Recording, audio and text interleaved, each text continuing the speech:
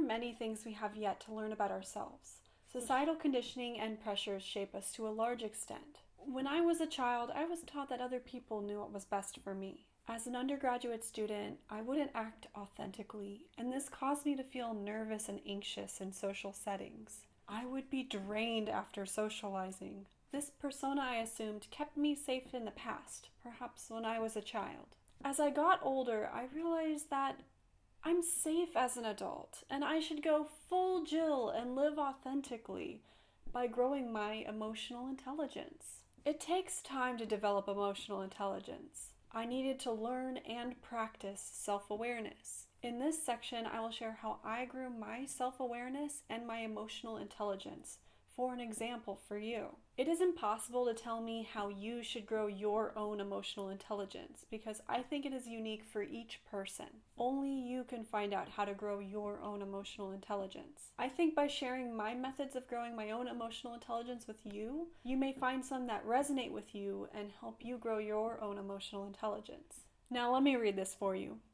Emotional intelligence is defined as the capability of individuals to recognize their own emotions and those of others, discern between different feelings and label them appropriately, use emotional information to guide thinking and behavior, and manage and/or adjust emotions to adapt to environments or achieve one's goals. Wow, that's a long definition. In my experience, the more I grow my own intelligence over my own emotions, the better I can be intelligent about other people's emotions. From a career standpoint, people with a high emotional intelligence are seen to thrive and succeed in their careers, perhaps even more so than people with just technical experience and intelligence. And from a personal standpoint, emotional intelligence helps you maintain your joy, your zest for life, your enthusiasm. Emotional intelligence will help you reach your biggest goals because you can plan for your success and do the work through thick and thin. Emotional intelligence will even help you be a better friend, a family member, because you'll be more empathetic. You'll be able to fill your cup until it's overflowing with love. How amazing! Literally life-changing. So how do you become more emotionally intelligent? I've found that over the years, there's been a variety of methods that I've used to grow my emotional intelligence. While some have been more conscious methods, many have been subconscious. Some ways were planned strategically, others were trial and error, and the rest were life experiences, both positive and negative. It's honestly probably the most horrible suffering I've been through that has led to the most emotional intelligence growth for me. But in this lesson, I just want to share the ways in which I've more consciously grown my self-awareness and emotional intelligence. The ways within my control. They are meditation, mindfulness, solitude, therapy, and what I like to call dating and dancing. I began meditation very reluctantly and desperately, but it was seriously life-changing for me. I described the benefits of meditation as they relate to self-care in the previous section, but there are additional benefits to meditation that pertain to growing your self-awareness and emotional intelligence. There are many different types of meditation, and I won't go into each specific one at this point in time, but every person is different, and so the meditation that works for you to grow your self-awareness and emotional intelligence is probably different than it would be maybe for other people. So it's important to experiment with different methods of meditation to see what works for you. I started practicing meditation when I accidentally attended a Kundalini yoga session. Kundalini yoga is like a type of meditation that involves chants and breathing. I didn't even mean to go to this class. I just happened to show up the day that they were doing Kundalini.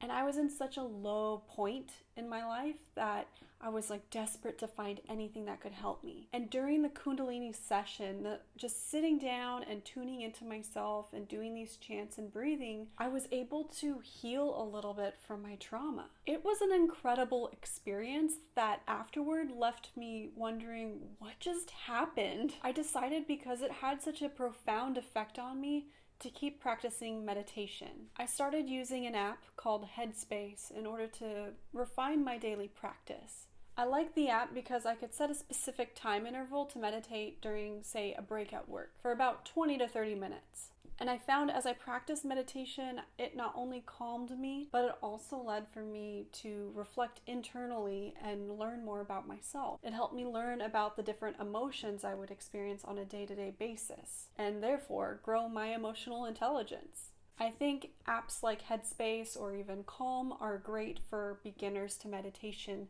since they help you kind of understand what meditation is, and they help guide you through the meditation exercises, which is helpful when your mind is wandering a lot as a newbie. Meditation helps me tap into how I feel, my intuition, my perspective, and my truth. Understanding and staying in the space that stems from myself rather than the external world has helped me immensely in growing my emotional intelligence.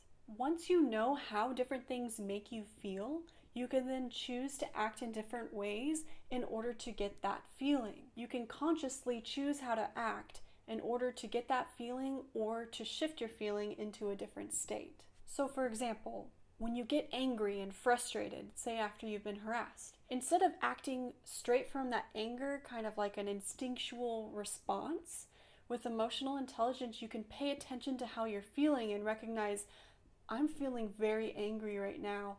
And then you can choose whether to act through that anger or not.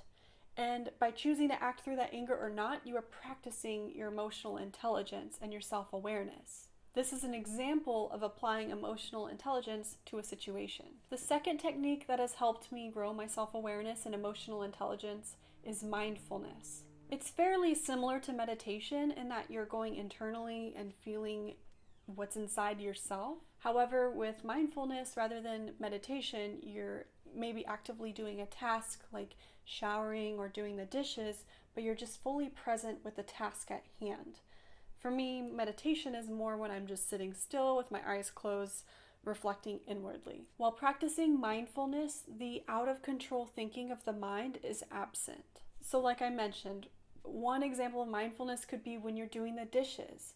As you do the dishes, you're feeling the warm water on your hands, you're smelling the soap, you're hearing the clanking of dishes, and you're only paying attention to those sensations. You're observing those sensations and how you feel because of those sensations. And that last point, observing how you feel because of those sensations, that's growing your self-awareness. That's practicing self-awareness. Learning and growing your self-awareness and emotional intelligence teaches you what you like and what you dislike, what brings you joy or what you're afraid of. And these things, you may think you're afraid of something or you think something brings you joy because perhaps some external source told you that this should bring you joy, but in actuality, it may not actually bring you joy. You have to figure out what brings you joy, uniquely you. Becoming aware of your emotional relationships with different things and people and situations is so key in navigating harassment and discrimination and bias. The other key practice to growing emotional intelligence is solitude. Being by yourself. You can use that time to reflect, do what you want when you want to do it, to meditate or be mindful. Learn to love being alone. Just because you're alone doesn't mean you're lonely. Therapy has also helped me cultivate my self-awareness. Working with a professional who can help me understand how my previous experiences have molded me into the person I am today has been so much help in developing my emotional intelligence. It helps me grow my knowledge about myself and so that I understand why I act and do things the way that I do. It helps me become more conscious of my behavior and my thoughts. Last is dating and dancing, or frankly just getting to know people. I say dating and dancing because getting to know someone isn't simply a game of 20 questions where you go back and forth and you answer questions about each other. Getting to know someone is also tied to nonverbal behaviors and actions.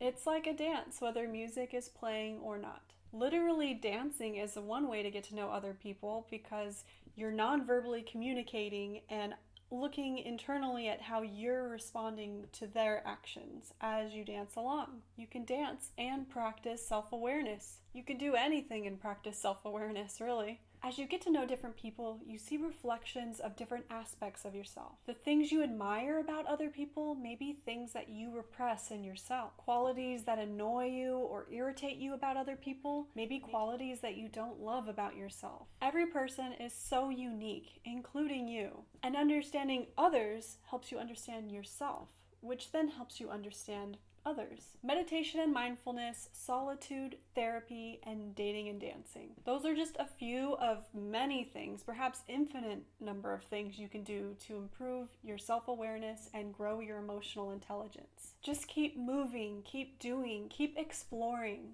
Change is the only constant, and over time, as you develop this self-awareness, you may find that you yourself changes with time. I personally have noticed so many shifts in my personality just over the past couple years since I've been practicing more self-awareness and emotional intelligence practices. And with each change, I notice that I'm becoming a more and more authentic version of myself in a way. And I really hope that you're able to embrace this process of change and growth and learning about yourself and understanding yourself better, because you are such a wonderful person. Once you know yourself, your goals, and your desires, you can put that your energy into meaningful action, not only helping you, but also everyone around you. Success naturally follows when you're acting in a path of joy and love, following your intuition, the lessons you learn about yourself when you're self-aware.